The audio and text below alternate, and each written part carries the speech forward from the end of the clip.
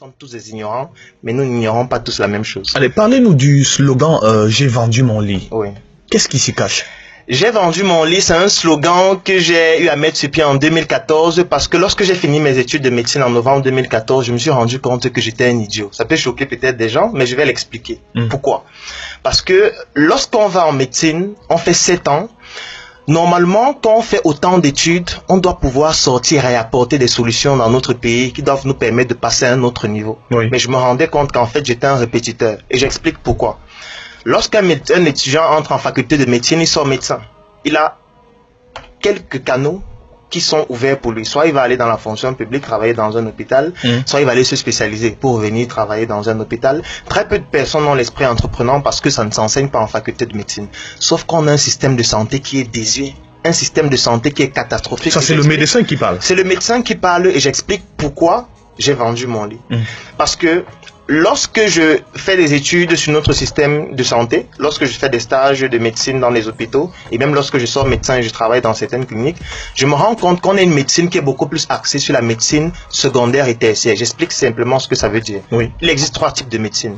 La médecine primordiale et primaire, c'est celle qui intervient lorsque la personne n'est pas encore malade. Ça veut dire quoi? Si je vous vois là actuellement, vous êtes en bonne santé apparente. Pour vous anticiper. Si je vous donne des conseils, je vous dis exactement ce qu'il faut faire pour ne pas tomber malade. Là, je fais de la médecine primordiale et primaire. C'est un peu comme si vous avez votre plafond et l'eau coule. Au lieu de juste prendre un seau et de recueillir de l'eau, vous montez sur le plafond pour boucher les trous. Donc ça, c'est la médecine primordiale et primaire.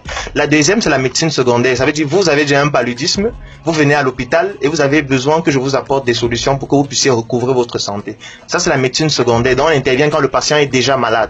Sauf que ça dépense, ça fait dépenser plus. Parce que quand vous arrivez à l'hôpital, vous devez acheter le carnet, vous devez payer la consultation, peut-être on va vous hospitaliser, vous allez payer les frais d'hospitalisation, vous allez acheter des médicaments. Donc c'est plus coûteux. Surtout dans un pays où il n'y a pas de sécurité sociale et où c'est le patient qui paye de sa poche.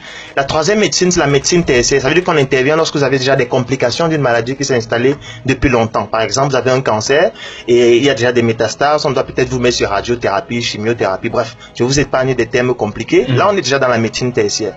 Sauf que notre médecine, notre système de santé est plus axé sur la secondaire et la tertiaire. C'est qu'il y a un non-sens au Cameroun. Parce que le pouvoir d'achat des individus n'est pas suffisamment élevé, on n'arrive pas déjà à manger, on ne peut donc pas se prendre en charge si l'État met sur pied une politique de médecine secondaire et tertiaire.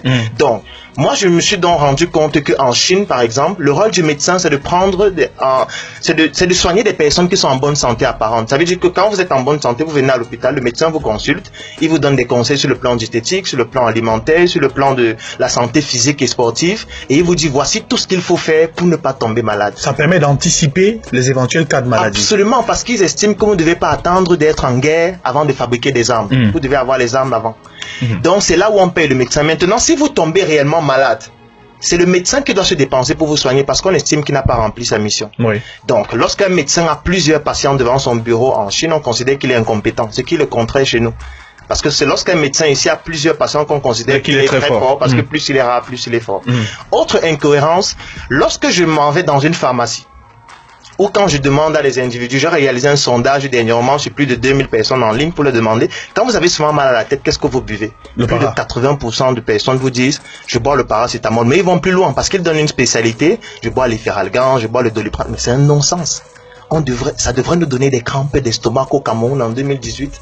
Les Camerounais à plus de 80% boivent du Doliprane quand ils ont mal à la tête. Vous pensez que les Chinois, quand ils ont mal à la tête, ils boivent du Doliprane? Qu'est-ce qu'il faut boire? Vous pensez qu'aux États-Unis, qui eux aussi connaissent le paracétamol, ils boivent du Doliprane? Parce qu'en fait, le paracétamol, c'est un principe actif qui a été découvert depuis longtemps et qui se décline juste sur des formes médicamenteuses qui sont fabriquées par des industriels. Donc, on devrait avoir un paracétamol qui est fabriqué par nos industriels camerounais. Sauf que ce n'est pas fait. Et pourtant, dans les études de pharmacie, ça s'apprend à l'école. Je vais terminer avec un autre exemple encore plus ahurissant. C'est que les femmes qui ont déjà eu à mettre à accoucher un enfant, lorsque les enfants, surtout lorsqu'ils sont nourrissons, lorsqu'ils ont des difficultés respiratoires, il y a souvent des médicaments en spray qu'on utilise pour décongestionner les fosses nasales. Donc on pulvérise dans les narines pour que l'enfant respire mieux.